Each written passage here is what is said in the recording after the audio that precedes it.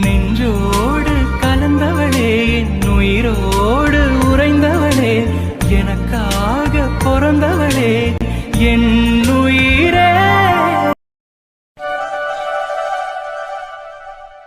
சரி அரவிந்தா, உன் புள்ளைக்கு நீ வந்ததுக்கு அப்புறம் தான் பேர் வைக்கணும்னு உன் பொண்டாட்டி சொல்லிவிட்டா. அதனால பிள்ளைக்கு 28 56 நாள்ல பேர் வைக்கிறது. இப்ப 90 முடிஞ்சுதான் பேர் வைக்கும் பாத்துக்க. என்னலே இது புருஷன் மேல பாசம் இருக்கிறது தான். ஆனா அதுக்கு என்ன புள்ளைக்கு ஒரு பேர் வைக்கிறதுக்கு கூடவா புருஷன் தான் வரணும்னு ஒரு பிள்ளை ஒத்த கால்ல நிக்கும். இந்த குட்டிக்கு பேர் வைக்காம நாங்க எல்லாம் இத்தனை நாள் கிடந்து செல்ல குட்டி, அம்மா குட்டி, பட்டு குட்டின்னு கூப்பிட்டுக்கிட்டு கிடந்து பாத்துக்க. அதுலயும் இந்த வீட்ல ஒரு பிள்ளை இருந்தா பரவாயில்ல, இத்தனை பிள்ளைக்கு கிடக்கு. செல்ல குட்டின்னு கூப்பிட்டு எல்லா பிள்ளைகளும் ஓடி வந்துருது பாத்துக்க. ஐயோ அம்மாச்சி, நான் அன்னைக்கே சீதா கிட்ட சொன்னேன், நான் இல்லைன்னா என்ன, அண்ணன் அண்ணி அம்மாச்சி அம்மா இத்தனை பேர் இருக்காங்களே, பேரை வச்சிருங்க, அப்புறம் நான் வந்ததுக்கு அப்புறம் கூட காது குத்தி ஃபங்க்ஷன் வச்சுக்கலான்னு. ஆனா சீதா தான் கேட்கவே இல்லை. ஆமா, அந்த பிள்ளை எப்படி கேட்கும்? அதோட எல்லா நல்ல காரியத்திலயும் நீ இருக்கணும்னு தானே அந்த பிள்ளை ஆசைப்பட்டுட்டு கிடக்கு. குழந்தை பிறக்கையில கூட நீ வரணும் வரணும்னு சொல்லிக்கிட்டே கிடந்துச்சு பாத்துக்க. ஏதோ சரியான நேரத்துல குழந்தை பிறந்த உடனே நீ வந்துட்ட. அப்புறம் வந்ததுதான் வந்த வேலைன்னு சொல்லி உடனே ஓடிட்ட. அந்த பிள்ளைக்கு நீ வரலைங்கிற வருத்தம் ஒரு பக்கம், அந்த வருத்தத்துல இந்த பிள்ளைக்கு பேர் வைக்கணும் விசேஷம் பண்ணணும்னு சொன்னா அதுக்கு என்ன மனசா கேட்கும்? சரி, எது எப்படியோ நீ 3 மாசத்துலயாவது வந்துட்டியே, இனியாவது இந்த பிள்ளைக்கு ஒரு பேரை வச்சு பேரை சொல்லி கூப்பிடுவோம். அது சரி, பேர் வைக்கணும்னு எல்லாம் ஏற்பாடு பண்ணியாச்சு. ஆனா பிள்ளைக்கு என்ன பேரை கண்டுபிடிச்சு வச்சிருக்கீங்கன்னு தெரியலையே. புருஷனை பொண்டாட்டி சேர்ந்து என்ன பேருமா கண்டுபிடிச்சு வச்சிருக்கீவோ சொல்லுங்க கேப்போம். இருங்க அம்மாச்சி, அதை சொல்றதுக்கு தானே இப்ப ஃபங்க்ஷனே வச்சிருக்கோம். அட அதத்தான் சொல்லுங்களே. சரி அம்மாச்சி, என்ன பேரா இருக்கும் நீங்க நினைக்கிறீங்க? அட நான் என்னத்திலே நினைக்க, நான் நினைக்கிற பேரெல்லாம் பழைய பேருகளா இருக்கும். ஆனா இந்த காலத்து பிள்ளைகளை என்னலே பேர் வைக்கிறீவோ? ஒண்ணு வாயில நுழையாத மாதிரி கையா முஞ்சானிலே பேர் வைக்கிறீவோ? ஏதாவது புதுசா வாயில நுழையாத பேரா தானே இருக்கும். அம்மாச்சி, அந்த மாதிரி வாயில நுழையாத பேரெல்லாம் இல்ல, பழைய பேர் தான். என்னன்னு கண்டுபிடிங்க பாப்போம். பழைய பேரா? என்னலே அதிசயமா இருக்கு. இந்த காலத்துல புதுசா எல்லாரும் நல்ல மாடர்னால பேர் வைக்கிறாவோ. நீங்க என்னத்திலே பழைய பேர் என்னலே யோசிச்சு வச்சிருக்கீவோ?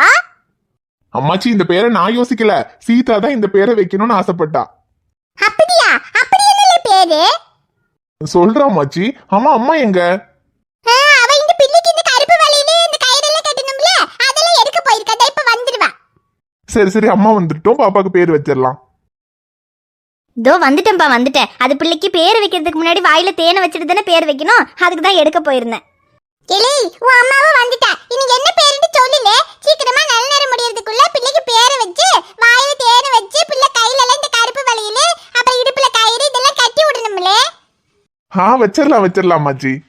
ஆமா அரவிந்த், என்ன பேருன்னு தெரிஞ்சுக்கிறதுக்கு நாங்களும் ரொம்ப ஆர்வமா இருக்கோம். ஏன்னா நீ வராம உன்கிட்ட முதல்ல பேரை சொல்லாம எங்க கிட்ட எல்லாம் சொல்லவே மாட்டேன்னு சீதா பேரையே சொல்லாம இருந்தா. அண்ணி, எல்லாமே உங்களுக்கு தெரிஞ்ச பேர் தான் அண்ணி. எங்களுக்கு தெரிஞ்ச பேரா? என்ன அரவிந்த் சொல்ற? நான் கூட ஏதோ புதுசா மாடர்னா பேர் யோசிச்சு வச்சிருப்பான்னு நினைச்சேன். எங்களுக்கு தெரிஞ்ச பேருனா அப்படியான பேர் அரவிந்த்? பெரியம்மா, எனக்கு தெரியும், நான் சொல்லட்டுமா? உனக்கு தெரிய மாட்டேதீரா? இங்க சொல்லுடா பாப்போம்.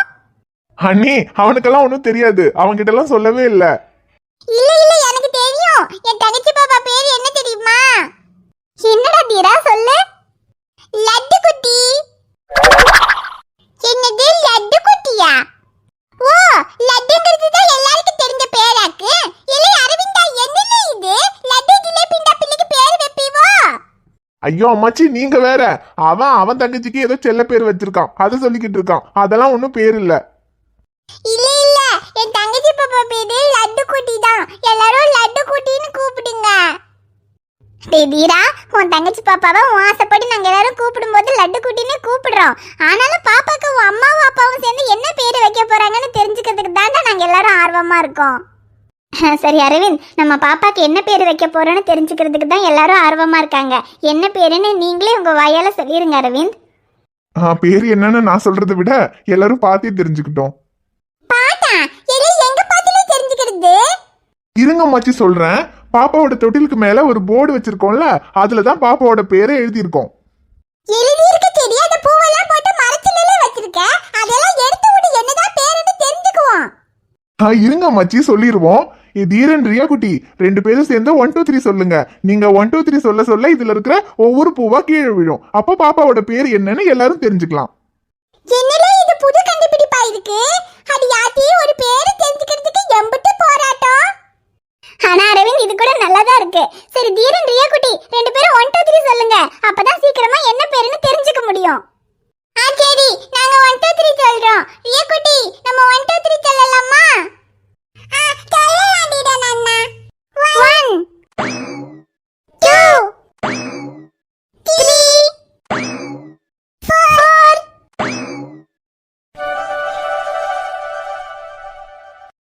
அட அபிராமி சித்தியோட பேரு. சின்னடி அபிராமியா? எலே ஏதோ வாயில நுழையாத பேரெல்லாம் வச்சிருவியோன்னு நினைச்சமில்லே. ஆனா அபிராமின்னு உன் அம்மா பேரை வச்சிருக்கீங்களே, ரொம்ப சந்தோஷமா இருக்குல்ல அரவிந்தா? என்னப்பா அரவிந்த் இது என் பேரை வச்சிருக்கீங்க? அம்மா உங்க பேரை வைக்கணும்னு நான் கூட சொல்லலம்மா. சீதா தான் பாப்பாவுக்கு உங்க பேரு தான் வைக்கணும்னு ஆசைப்பட்டா. மடி சீதா என்னம்மா அது? என்னத்த இப்போ உங்க பேரை வச்சா என்ன? அவருக்கு எப்படி அம்மா அப்பா எல்லாமே நீங்க தானோ அதே மாதிரி எனக்கும் அம்மா அப்பா நீங்க தானே அத்த. அரவிந்த் என்னை கல்யாணம் பண்ணி இந்த வீட்டுக்கு கூட்டிட்டு வந்தப்போ இந்த ஊரே என்னை பார்த்து தப்பா தான் பேசிச்சு. ஏன் இந்த வீட்டில் கூட எல்லாரும் என்னை தப்பா தான் நினைச்சாங்க. நீங்களும் ஆரம்பத்தில் என்னை புரிஞ்சுக்காம தப்பா பேசியிருந்தாலும் அதுக்கப்புறம் நீங்க என்ன புரிஞ்சுக்கிட்டு யார் என்ன சொன்னாலும் சரி நீ எதுக்கும் கவலைப்படாத, என்ன ஆனாலும் நீ தான் என் மருமகன்னு எனக்காக பேசுனீங்க. எங்க வாழ்க்கையில நடந்த விஷயம் தெரியறதுக்கு முன்னாலேயே நீங்க என்ன மருமகளா ஏத்துக்கிட்டீங்க. அந்த ஒரு மனசு நிச்சயமா வேற யாருக்குமே வராதத்த. அன்னையில இருந்து இன்னை வரைக்கும் நீங்க என்ன மருமகளா இல்ல உங்க மகளா தான் பாத்துக்கிட்டு இருக்கீங்க. நானும் உங்களை என் அம்மாவா தான் அத்தை நினைக்கிறேன். அதனாலதான் அத்தை பாப்பாக்கு உங்க பேரை வைக்கணும்னு எனக்கு ரொம்ப ஆசையா இருந்துச்சு. மடி சீதா என்ன இருந்தாலும் குழந்தைக்கு நீ என் பேரை வைப்பேன்னு நான் நினைச்சு கூட பார்க்கலம்மா. இட்டி அபிராமி என்னடி இது? உன் மருமக உன் பேரு தான் பிள்ளைக்கு வைக்கணும்னு எவ்வளவு ஆசையா சொல்லிக்கிட்டு கிடக்க, சந்தோஷப்படாம கிடந்து அழுதுட்டு கிடக்க. இங்க அபிராமி ஊர்ல எல்லாரும் அம்மா பேரை பிள்ளைக்கு வைக்கணும்னு சொன்னா மருமகளுக்கு தான் சண்டைக்கு போவாளுங்க. ஆனா இங்க உன் மருமகளே உன் பேரை பிள்ளைக்கு வைக்கணும்னு ஆசைப்பட்டு இருக்கா பாரு. இப்படி ஒரு மருமக கிடைக்க நீ கொடுத்து வச்சிருக்கணும் மட்டி. அம்மாச்சி இவங்கள மாதிரி ஒரு மாமியார் கிடைக்கிறதுக்கு நான் தான் கொடுத்து வச்சிருக்கணும். இல்லம்மா சீதா நீ சொல்ற அளவுக்கெல்லாம் நான் உனக்கு எதுவுமே செய்யல. ஆனா குழந்தைக்கு நீ என் பேரை வைக்கணும்னு முடிவு பண்ணது ரொம்ப பெரிய விஷயம்மா. அதுக்கு உன்ன மாதிரி ஒரு மருமக கிடைக்கிறதுக்கு நான் தான் கொடுத்து வச்சிருக்கணும். ஐயோ சரிடி, 2 பேரும் கொடுத்து வைக்கிறதுன்னா அங்கிட்டு போய் வைங்கடி. முதல்ல பிள்ளைக்கு நல்ல நேரம் முடியறதுக்குள்ள பேரை வைக்கணும் மட்டி. ஆமா சித்தி அழாதீங்க. அரவிந்துக்கும் சீதாவுக்கும் அம்மா அப்பா எல்லாமே நீங்க தான். அதனாலதான் உங்க குழந்தைக்கு உங்க பேரை வைக்கணும்னு முடிவு பண்ணிருக்காங்க. இல்லப்பா இருந்தாலும் பிள்ளைக்கு இந்த காலத்துக்கு தகுந்த மாதிரி ஏதாவது நல்ல பேரா வச்சிருக்கலாம். அபிராமின்னு என் பேர் போய் அதுவே ஒரு பழைய பேரு, அதை போய் பிள்ளைக்கு வச்சிருக்காங்க பாரு. ஐயோ சித்தி இப்ப உங்களுக்கு அதுதான் பிரச்சனையா? அபிராமிங்கிறது பழைய பேருன்னு யாரு சொன்னா? இப்ப பழைய பேரு தான் சித்தி எல்லாரும் வைக்கிறாங்க. ஆமாட்ட உங்களுக்கு தெரியாது, இப்ப எல்லாரும் பழைய தமிழ் பேரு தான் குழந்தைங்களுக்கு வைக்கிறாங்க. அதுதான் இப்ப ட்ரெண்ட். அப்புறம் அபிராமிங்கிறதுலாம் அவ்வளவு பழைய பேரெல்லாம் இல்ல. நம்ம செல்லமா அபிக்குட்டின்னு கூப்பிட்டுக்கலாம். அபிக்குட்டி இது கூப்பிடுறதுக்கு நல்லா இருக்கு பாத்துக்க. நல்ல வாயிலும் நுழையுதுமா. போங்க யாரோ எப்படியோ கூப்பிடுங்க. ஆனா நான் என் குட்டி தங்கச்சிய லட்டு குட்டின்னு தான் கூப்பிடுவேன். ஐயோ டேய் நீ எப்படி வேணாலும் கூப்பிடுறா. ஆனா இனிமே நம்ம குட்டி பாப்பா பேரு அபிராமி. சரி சரி எலே நல்ல நேரம் முடியறதுக்குள்ள பிள்ளை வாயில கொஞ்சோண்டு தேனை வச்சுட்டு அபிராமி அபிராமின்னு காதுல 3 வாட்டி சொல்லுலே. சரி அம்மாச்சி. அபிராமி அபிராமி அபிராமி. சரிலே அப்படியே கொஞ்சோண்டு இந்த கூள பிள்ளை வாயில வச்சு விடலே.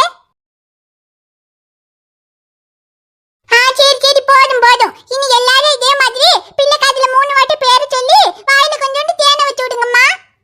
அப்புறம் அபிராமி எல்லாரும் பேரை சொல்லி முடிச்சதுக்கு அப்புறமா நீ தான் பிள்ளை கையில இந்த கருப்பு வலையில போட்டு பிள்ளை இடுப்புல இந்த கருப்பு கயிறு கட்டி விட்டுரு. சரி சித்தி.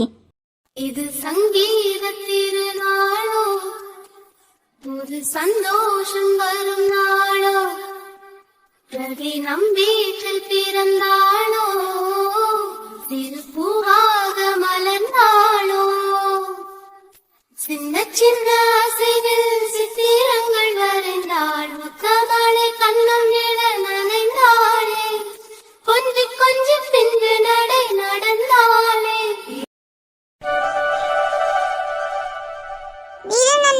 இன்னைக்கு நம்ம துட்டி தந்ததுக்கு பேரு வச்சோம்ல, அது என்ன பேரு? நம்ம அடங்கிட்டான். அது என்ன பேரு தெரியுமா ரியா குட்டி? அது என்னோட பாட்டியோட பேரு அபிராமி. அபிராமியா? அபிராமி இல்ல அபிராமி.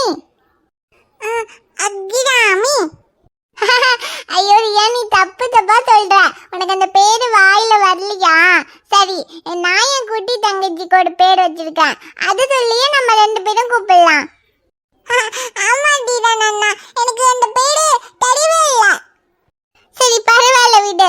நான் என் குட்டி தங்கச்சிக்கு என்ன தெரியுமா பேர் வச்சிருக்கேன்? லட்டு குட்டி. நீயும் இனிமே லட்டு குட்டினே கூப்பிடு. எங்க லட்டு குட்டி சொல்லு.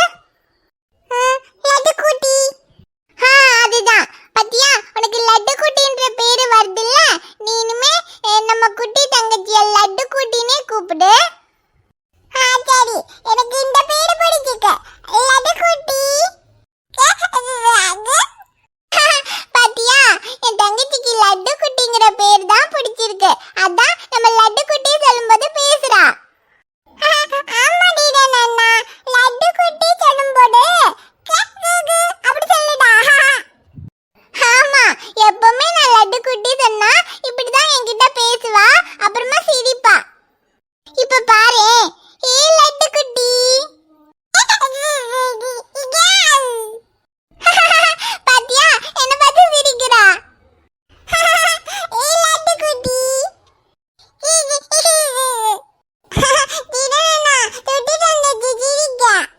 ஆமா ரியா, லட்டு குட்டின்னு கூப்பிட்டா அவ சிரிப்பா. தீரனண்ணா, சுட்டி சண்டைக்கு நம்ம லட்டு குட்டி கூப்பிடோம் இல்ல, அது மாதிரி என்னோட சுட்டி தம்பிக்கு நம்ம என்னன்னு கூப்பிடுது? குட்டி தம்பியா? அதுக்கு உனக்கு இன்னும் குட்டி தம்பி வரல இல்ல, வந்ததுக்கு அப்புறம் தானே நம்ம கூப்பிட முடியும். வந்துடும் தீரனண்ணா, அப்பா சொன்னாங்க அடுத்த மாதம் சுட்டி தம்பி வந்துடுமா. அடுத்த மாதம் வந்துடுமா?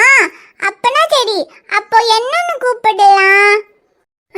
நானு என் குட்டி தங்கச்சிக்கு என்ன பேர் வைக்கலான்னு யோசிச்சு லட்டு குட்டி அப்படின்னு பேர் வச்சேன். அந்த மாதிரி நீயும் யோசிச்சு உன்னோட குட்டி தம்பிக்கு என்னாச்சும் பேர் வை. என்ன வைக்கிறதுன்னே தெரியலையே. நம்ம குட்டி தம்பியா புச்சி குட்டி கூப்பிடலாமா? புச்சி குட்டியா? நல்லா இருக்கு, நம்ம புச்சி குட்டின்னு கூப்பிடலாம். சரி, அப்பனா சுட்டி தங்கச்சி பேரு லட்டு குட்டி, சுட்டி தம்பி பேரு புச்சி குட்டி. டி அம்மு, இங்க குட்டி பாப்பாவுடைய விளையாடிட்டு இருக்க. அங்க உன் அம்மா உனக்கு சாப்பாடு கொடுக்கணும், உன்னை காணோன்னு தேடிக்கிட்டு இருக்கா. வா போலாம். நானும் டீரன் அண்ணாவும் சுட்டி தங்கச்சியோட விளையாண்டிட்டு இருக்கோம்ப்பா. நான் அப்புறமா வரேன். குட்டி தங்கச்சியோடலாம் அப்புறமா விளையாடலாம்டா. குட்டி தங்கச்சி எங்க போக போகுது? நம்ம வீட்டுல தானே இருக்க போகுது. நீ சாப்பிட்டுட்டு வந்து அப்புறமா விளையாடு. சித்தப்பா, நானும் ரியா பாப்பாவும் பாயசம் குடிச்சோம். எங்களுக்கு பாட்டி பாயசம் கொடுத்தாங்களா, அது குடிச்சோம். அதனால பசிக்கவே இல்ல. நாங்க அப்புறமா சாப்பிட்டுக்கிறோம் சித்தப்பா. நாங்க குட்டி பாப்பாவை பார்த்துட்டு இருக்கோம். அம்மா சாப்பிட்டுட்டு இருக்காங்களா, அது வரைக்கும் குட்டி பாப்பாவை பார்த்துக்க சொன்னாங்க. ஆமாப்பா, நானும் பாயசம் குடிச்சாங்க, பசிக்கவே இல்ல. அப்புறமா சாப்பிட்டுக்கிறேன். நான் குட்டி தங்கச்சி கூட விளையாடணும். நீ பசிக்கலாங்கிற உன் அம்மா கிட்ட இப்ப நான் போய் அவளுக்கு பசிக்கலையாமா அவ விளையாடிட்டு இருக்கான்னு சொன்னா என்ன தாண்டா திட்டுவா? சித்தப்பா, கொஞ்ச நேரம் விளையாடிட்டு ரியா பாப்பாவை நானே வீட்டுல கொண்டு வந்து விடுறேன் சித்தப்பா. அப்படியா? சரி சரி, விளையாடுங்க. நான் கொஞ்ச நேரம் முடிச்சு வந்து ரியா பாப்பாவை கூட்டிட்டு போய்க்கிறேன். சரி சித்தப்பா. ரியா பாப்பா, சித்தப்பா உன்னை இங்கே விளையாண்டுக்கோ சொல்லிட்டாரு. ஜாலி, நம்ம 2 பேரும் லட்டு குட்டியோட விளையாடலாம். சரி தீரன் அண்ணா.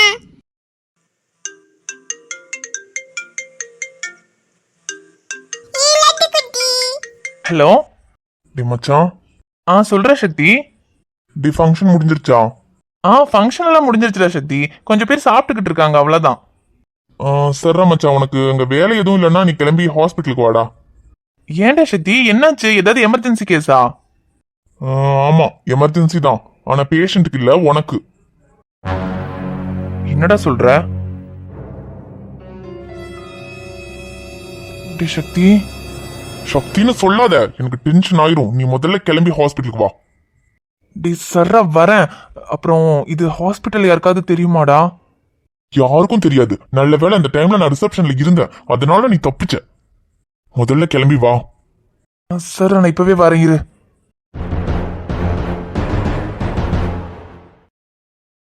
ஹாய் ஃப்ரெண்ட்ஸ், எல்லாரும் எப்படி இருக்கீங்க?